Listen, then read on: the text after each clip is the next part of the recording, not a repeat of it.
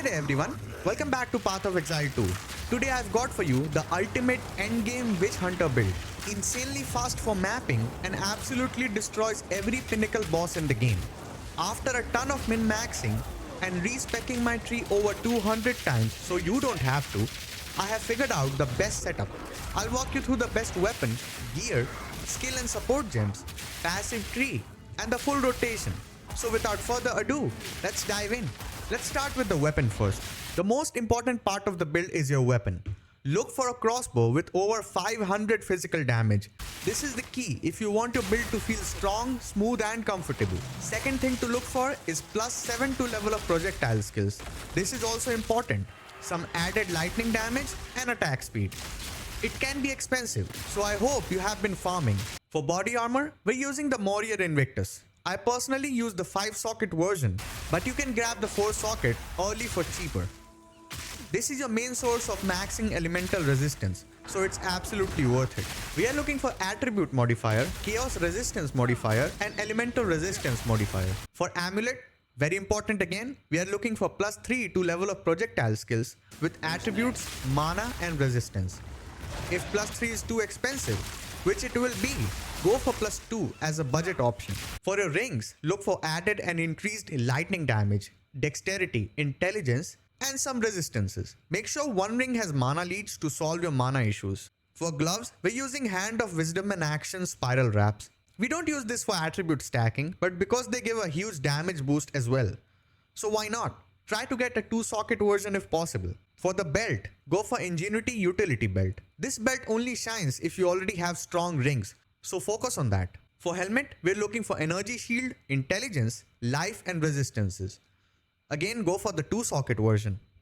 For boots, aim for maximum movement speed up to 35%, plus life, mana and resistance. Now let's talk about your skill and support gems.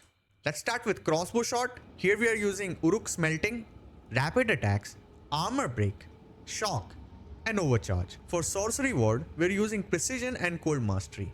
For Plasma Blast, we're using Lightning Attunement, Elemental Focus, Burgeon and Elemental Armament. For Shock Burst round, we're using Elemental Focus, Lightning Attunement, Deliberation, Rapid Attacks and Elemental Armament. For Galvanic Shards, I'm using Lightning Attunement, Pierce, Rapid Attacks, Elemental Armament and Ratha's Assault. This is how you get infinite ammo if you keep dodge rolling. At first it will be a bit awkward, but once you get the flow, just dodge and shoot, nothing else. You don't need to reload or anything. If you don't like this and want to reload normally, you can switch this for any damage boosting support gem. For elemental weakness, we're using Focused Curse, Heightened Curse, Cursed Ground and Prolonged Duration. For Wind Dancer, we're using Maim, Magnified Area and Life Leech. For emergency reload, we're using cooldown recovery, efficiency and prolonged duration. For Ghost Dance, we're only using compressed duration.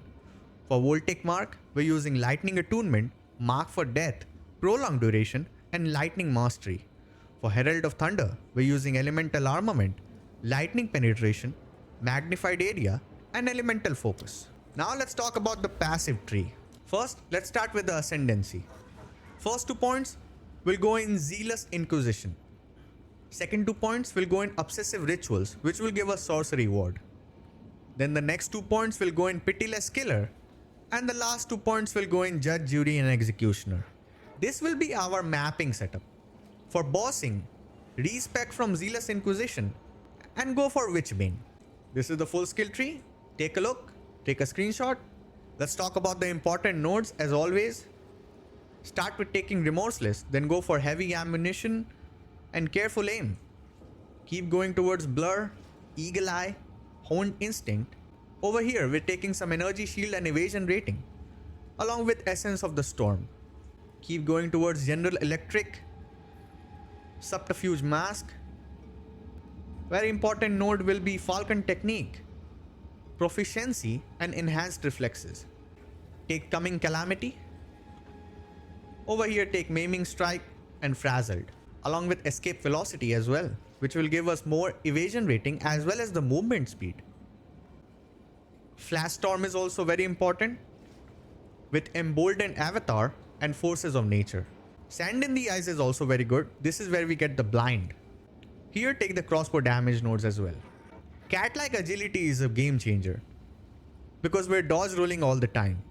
And that's how we get 40% increased evasion rating. Alright, now it's time to see the rotation. For mapping, simply use galvanic shards and keep running. Pure run and gun playstyle. For tanky rares, make sure they're shocked, then spam shock burst round. For bosses, first make sure you have respect out of Zealous Inquisition and spec into Witchbane. Then start with crossbow shot, which will break the armor of the boss and apply shock as well. After that, use elemental weakness and voltic mark. Now we are ready. Load shock burst round and start deleting the health bar. Use emergency reload as well as a finisher when the boss is about to die. And before you know it, boss is dead. And you are all ready for that juicy loot. This Witch Hunter is my favorite build this league. It's fast, powerful, cheap to start and an absolute blast to play. Perfect for farming and taking down Pinnacle bosses as well. Alright, that wraps up my ultimate endgame Witch Hunter build. If you enjoyed the video, don't forget to drop a like, comment if you have any questions or tweaks, and subscribe for more Path of Exile 2. I'll see you in the next one. Bye bye.